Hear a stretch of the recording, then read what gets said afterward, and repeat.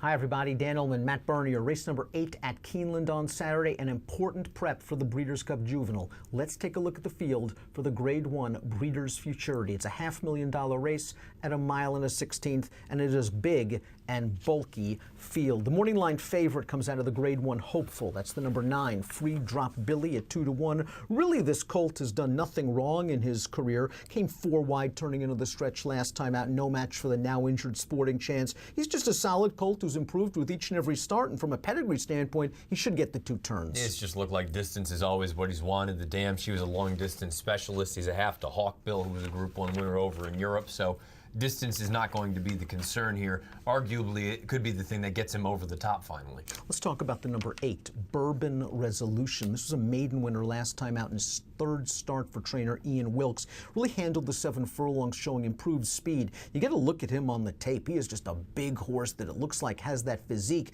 to handle 2 turns. And Ian Wilkes' horses, like Keith DeZormo on the West Coast, they seem to do better with racing. I think Bourbon Resolution is sort of an interesting forward factor at 8-1 on the morning line. I picked him second. I love that most recent start, and I like what's happened basically in every start. He showed speed in that debut, or he came from a little bit off of it. He showed a little bit of tactical speed 2 starts back. Unfortunately faded a little bit. I just think he's the kind of horse that you give him a little bit of time, that experience is going to go a long way. Let's see what the Timeform U.S. Pace Projector has in store for this year's Breeders' Futurity. The 2 Esmash is expected to be on the lead after a pace pressing victory, going a 1-turn mile at Churchill Downs last time out. He's hit the board in all 3 starts. Now that red bar indicates fast pace. If he is somehow allowed to slow this down, Esmash could be very dangerous off that 86 buyer. Yeah, he certainly could. He's going to be forwardly placed, if not outright on the lead. He got a little bit green at the end of that race at Churchill, popped to his left lead, but the gallop out was very, very big. His ears went right up. It was kind of one of those things where I don't think he was getting tired. I just think he was getting bored out there. The one thing that kind of sticks with me, I understand, you look at that run 2 starts back, that was washed off the turf. The connections have even said turf, turf, turf. We're interested to see. The Tisways are fantastic on the grass.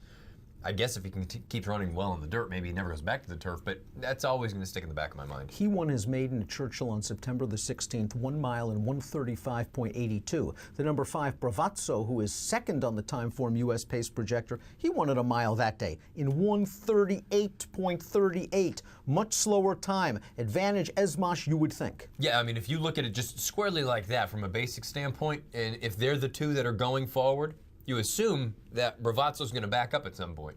What do you make of the fact that Florent Giroux rode both Esmash and Lone Sailor to their maiden wins? And Giroux now is on Lone Sailor, a bigger price on the morning line. I mean, Lone Sailor won by 11 last time out, but it was an off-the-turf race. Yeah, it was very, very impressive. I'm always leery about the wet track horses and when they really freak out and run as big as this one did. To me, it's more a matter of Javier has ridden for Brad Cox more in the past, and he also rode this horse in the career debut. I wonder if that's what's happening. We talked about Bourbon Resolution's maiden win at Saratoga on September the 2nd. Lion Knight finished 3rd that day after pressing Bourbon Resolution early and then just was found wanting in the stretch. Steve Asmussen showing a lot of confidence running this 3rd start maiden in the Grade 1 Breeders' Futurity, and he draws a very advantageous inside post. Yeah, ambitious. He could easily put him into a maiden spot, but instead they continue to trudge on with him. I think he's okay and just okay. He needs to improve and show more. Do you think the 410 City was just an example of a really early and precocious 2-year-old that is now finding these other 2-year-olds catching up to him from a maturity and ability standpoint? A very impressive winner of his first 2 starts, 3rd in the Ellis Juvenile after not breaking very well 2 starts back, and then he sort of ran on a little bit to finish 3rd in his 2-turn debut, the Iroquois. Are you going to take the opinion, well, the 2 turns, he should benefit from that experience, or you think this distance is too far? I've always thought the distance is not going to be his friend. I think he's a sprinter at heart, and I kind of am leaning toward what you had brought up at the beginning, that maybe he was just very precocious. Ready Prospector, a Louisiana bred, has won 2 of 3 starts in pace-pressing fashion sprinting. Going to get a big class and distance test here. I'll tell you what, he passes the eye test, though. That most recent start, he looked awesome out there. He wasn't beating anything, but boy, now you've got to go farther against better. It'll be interesting to see. I think he's got some talent. I just don't know if this is the spot. The 13 Enticed is also cross-entered in the Champagne, and you have to wonder if Kieran McLaughlin will run there simply because this beautifully bred son of Medaglia d'Oro out of It's Tricky is mired in a terrible outside post position. Yeah, I mean, it's a disaster as far as the post is concerned. It'll be interesting to see what you get out of him going forward. That was over a muddy sealed track up at Saratoga. When I looked at him run, he's got a very high leg action. I know It's Tricky was a Grade 1 winner multiple times on the dirt. We know Medaglia d'Oros, they can do anything.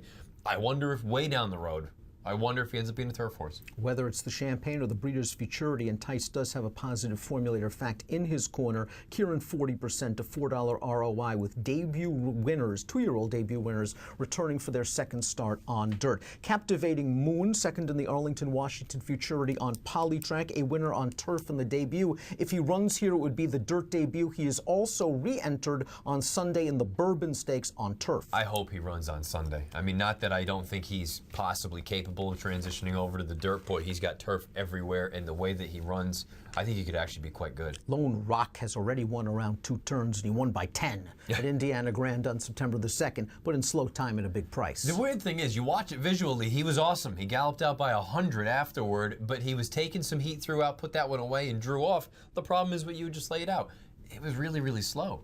The 10, Kriya's Brooklyn Law, really looked good in the paddock prior to the Grade 2 Saratoga Special, then passed a couple of tired horses at a big price. That race has already produced 2 next out winners. A little bit slow from 5 starts, however, Matt. Perhaps on the stretch out, it'll show more speed. You're going to need to improve for a number of reasons. Stretching out, buyers are light. There's just not a lot to like here. But again, I'm not going to fault him for taking a shot. Goes so many different ways in this Grade 1 race. Let's take a look at our top selections. You like Esmash. He appears to be in front early, as our friends at Timeform US speculate, and that's not a bad place to be with Javier aboard for a big trainer in Brad Cox. Yeah, you know, we'll take a shot here. I just kind of liked everything I saw from that most recent start. 2 turns, you never know until they actually do it. And again, the turf thing is always sticking in the back of my mind, but I think he's got a lot of ability. You're going 2, 8, 9, 7. I'm interested in your opinion of your 4th selection. My top pick, the 7, Give Me a Minute. He is a Louisiana bred by Star Guitar, who's a very popular Louisiana bred. He was a pretty talented runner in his own right.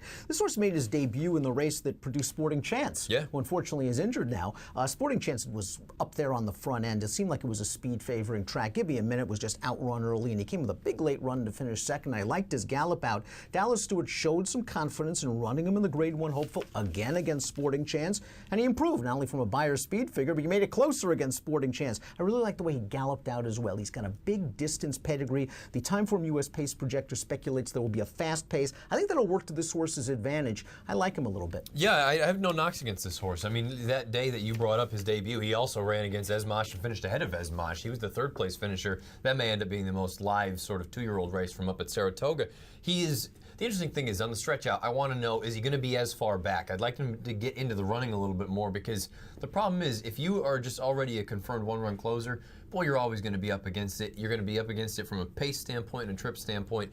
I think he can run. I don't think there's any denying that. It's just, I wonder, you know, tactically, is that going to be a little bit too much to overcome? I need some pace. You're hoping for no pace. But we still see the race pretty close. 2897 for Matt, 7298 for me in the Grade 1 Breeders Futurity. Race number 8 at Keeneland has an approximate post time of 5:10 Eastern on Saturday. Good luck.